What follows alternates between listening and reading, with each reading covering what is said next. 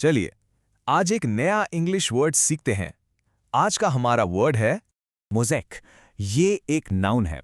अब देखिए इसके दो मेन मीनिंग्स हैं। पहला तो बड़ा सिंपल है, छोटे छोटे रंग बिरंगे पत्थर, टाइल या कांच के टुकड़ों को जोड़कर बनाई गई कोई तस्वीर या पैटर्न। लेकिन इसका जो दूसरा मीनिंग है ना, वो काफ़ी इंटरेस्टिंग है।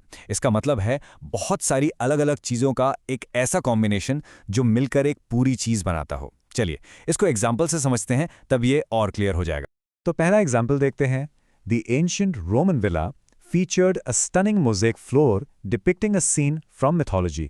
इसका मतलब है कि एक पुराने रोमन विला में फर्श पर एक बहुत ही खूबसूरत मोज़ेक बना हुआ था, जिसमें पौराणिक कथाओं का एक सीन दिखाया गया था। सोचकर देखिए, हजारों छोटे छोटे टाइल्स से जमीन पर बनाई गई एक पूरी पेंटिंग।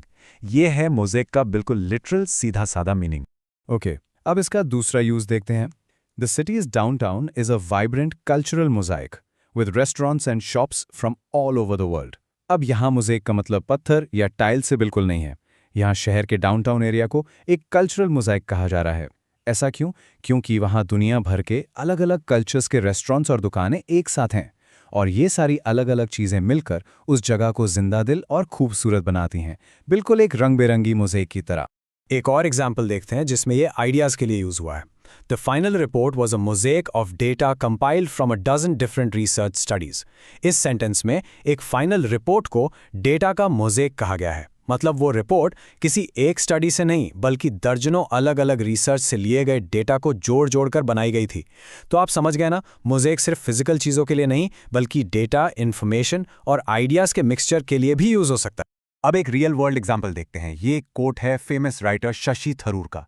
वो कहते हैं, India is a cultural mosaic, that is its strength and it's weakness.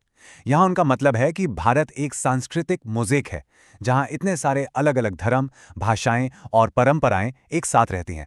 और यही डाइवर्सिटी, यही रंग बिरंगी चीज़ें इस देश की ताकत भी हैं और कमजोरी भी।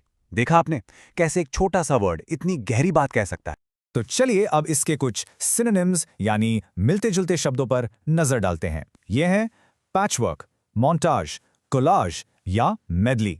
इन सब का मतलब भी मोर और लेस अलग अलग टुकड़ों को जोड़कर बनाई गई एक चीज ही होता है। और अब इसके एंटोनिम्स यानी इसके opposite words, uniform, monolith, homogeneous. इन सब का मतलब होता है एक जैसा या सब कुछ सेम। तो जहां मोज़ेक डाइवर्सिटी को दिखाता है, यूनिफॉर्म उसका ठीक उल्टा है। बस आज के लिए इतना ही। मिलते हैं नेक्स्ट वीडियो में। Happy learning. बाय।